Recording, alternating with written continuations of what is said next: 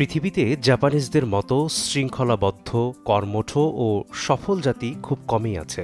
সময়ের প্রতি শ্রদ্ধা, কাজের প্রতি দায়বদ্ধতা আর আত্মনিয়ন্ত্রণ, এই তিনের সমন্বয়ে গড়ে উঠেছে তাদের সাফল্যের ভিত্তি। এই সফলতার পেছনে লুকিয়ে আছে প্রতিদিন মেনে চলা কিছু ছোট কিন্তু শক্তিশালী অভ্যেস। চলুন জেনে নেই হেলথ সাইট জার্নালে প্রকাশিত অলসতা দূর করতে জাপানিজদের অনুসরণ করা 7টি কার্যকর কৌশল।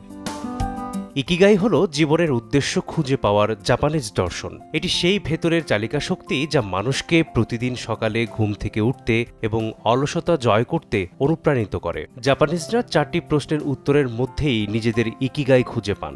এমন কাজ কি যা আপনাকে সত্যিকারের আনন্দ দেয়? আপনি কোন কাজে দক্ষ বা দক্ষতা অর্জন করতে পারেন? সমাজের জন্য কোন কাজটি প্রয়োজনীয়? কোন কাজের জন্য আপনি পারিশ্রমিক পেতে পারেন? এই 4টি মিলেই তৈরি হয় জীবনের প্রকৃত লক্ষ্য।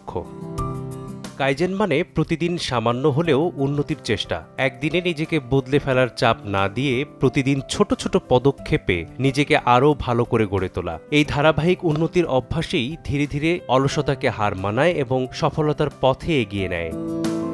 কাজে মনোযোগ ধরে রাখতে জাপানিজদের জনপ্রিয় কৌশল পোমোদোরো টেকনিক। 25 মিনিট একাগ্র মনোযোগে একটি কাজ করুন, তারপর অল্প বিরতি, আবার 25 মিনিট কাজ।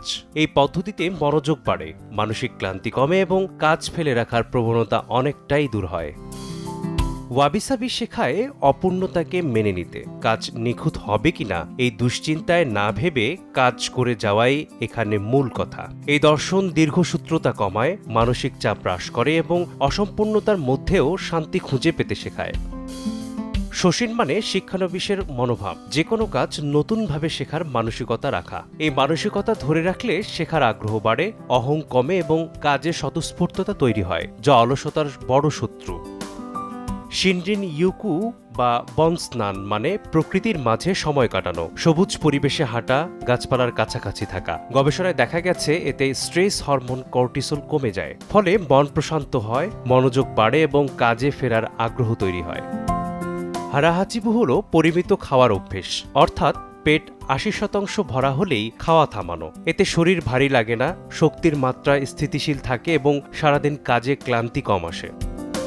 আলসেমি দূর করার জন্য বড় কোনো পরিবর্তন নয়, দরকার দৈনিক জীবনে ছোট ছোট শৃঙ্খলা। জাপানিজদের এই অভ্যাসগুলো প্রমাণ করে সফলতা আসে হঠাৎ নয়, আসে নিয়মিত চর্চা আর আত্মনিয়ন্ত্রণের মধ্য দিয়ে। আজ একটি অভ্যেস দিয়ে শুরু করুন, বদলে যেতে পারে আপনার পুরো জীবন।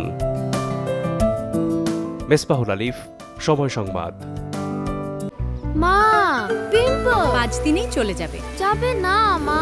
যাক, নিমের 5 অংশের পাওয়ারে 5 দিনেই দূর হবে পিম্পল। হিমালয়া পিউরিফাইং নিম ফেস ওয়াশ।